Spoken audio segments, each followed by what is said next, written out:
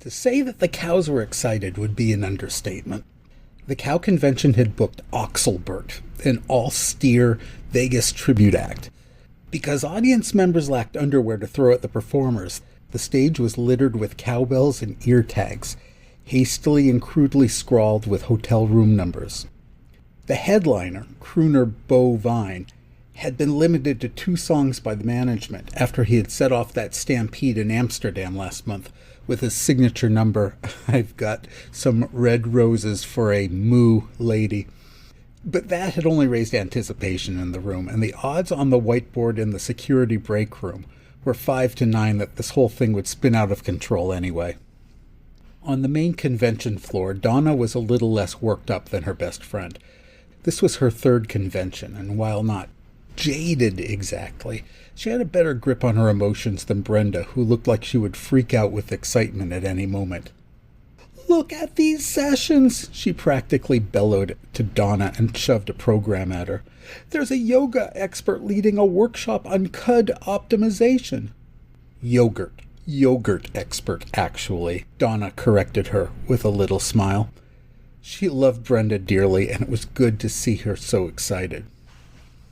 Oh, and there's a panel discussion led by Red Bull, that conservative talk show guy. Cow tipping, the slippery slope to a minimum wage. My father loves him. Donna had learned at her first convention that while the sessions, workshops, and panel discussions were exciting, they generated a lot of buzz and looked good in a program. The real action was at the Vendors Expo.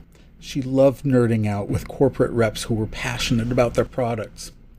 And last year, she'd spent over an hour talking with a dark-eyed and slightly dangerous-looking rep named Angus, who worked on the development team at Ben & Jerry's. They had flirted fiercely with each other, but later she had convinced herself that the chemistry was mostly in her imagination. He was a professional after all, and it was his job to be charming. A few months later, though, she'd seen that the company had released a new flavor, Lady Madonna, with a grapefruit base, candied rose petals, and a rhubarb swirl, 3 of her favorite flavors. It went without saying that she was hoping to bump into Angus again, maybe repeatedly. But for now, she was trying to gently remind Brenda to relax and take deep breaths. "Relax, sweetheart," she told her best friend. "We'll be here for 2 days. We've got plenty of time." Oh, Brenda said breathlessly. Clearly, she was too worked up to listen to advice about breathing. "Oh," she said for a 3rd time, "you know what we should do?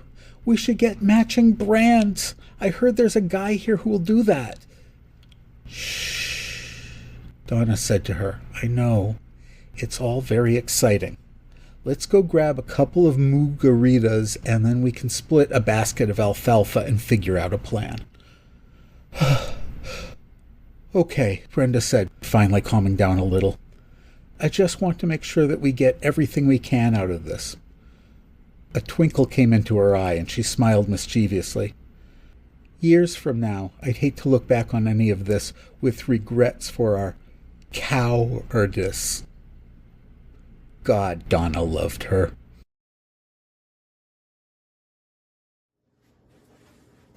This is a riff on a drink called the Nightmare of Milky Joe.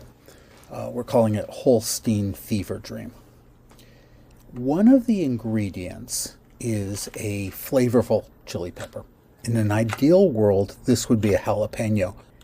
But the area of the country where I live is notoriously poor at having flavorful jalapenos. This pepper was simply labeled hot pepper in a mixture at the grocery store, and it pretty much tastes like grass. So let's try that with a different pepper.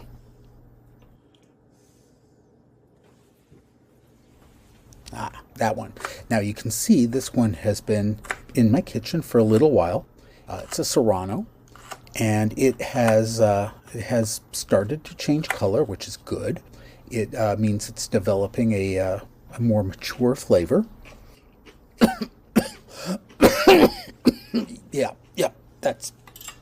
That's pretty good. It's not blow the top of your head off hot, but it has some flavor and some authority. Okay, we're going to muddle this, which basically means we're going to smash it up with a stick.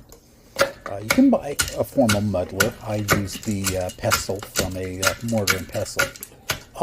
Now, as you can see, ideally, this should be an empty cocktail shaker.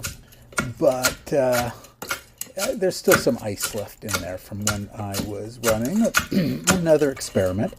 And the pepper has apparently rejected some of those chunks of ice. Okay, now we're going to add an ounce each of golden rum and some dark rum for a little bit more authority. Okay, and there we go.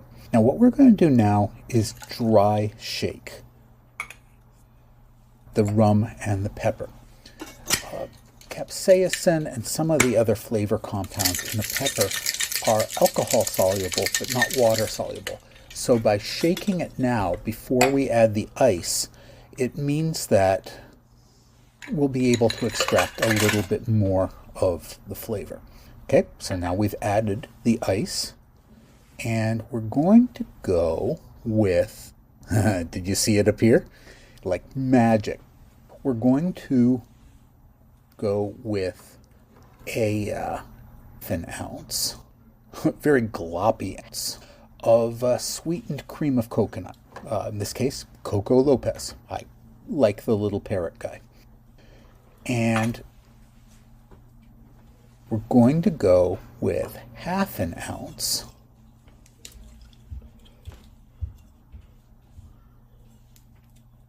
of creme de banana.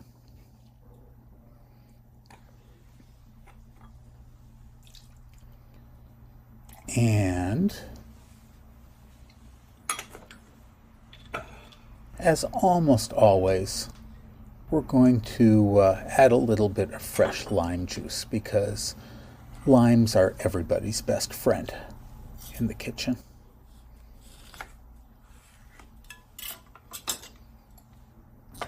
And aha.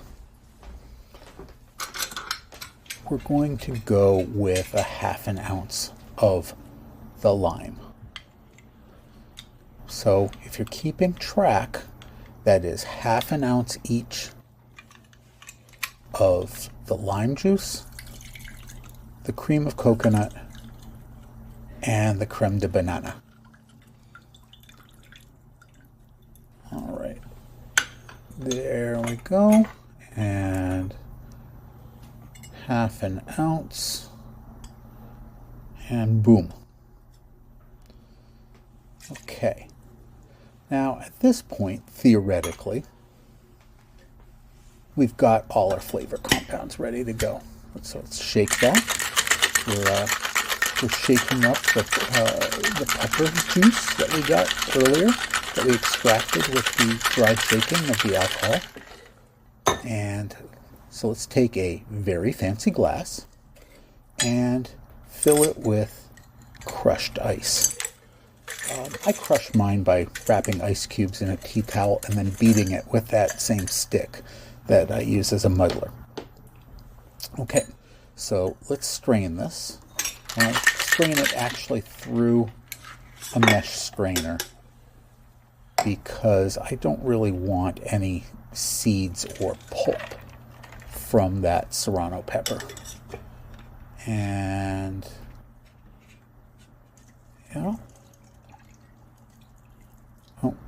and as always, there's a couple of ice cubes that try to make a break for it. There. Now let's take a taste of this.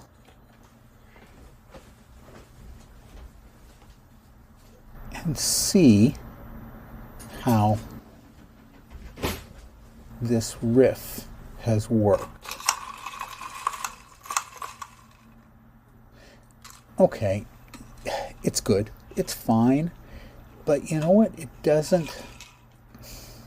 It basically tastes like any tropical drink with a little bit of spice in it. And it feels like it's missing something. So let's add. That's a good idea.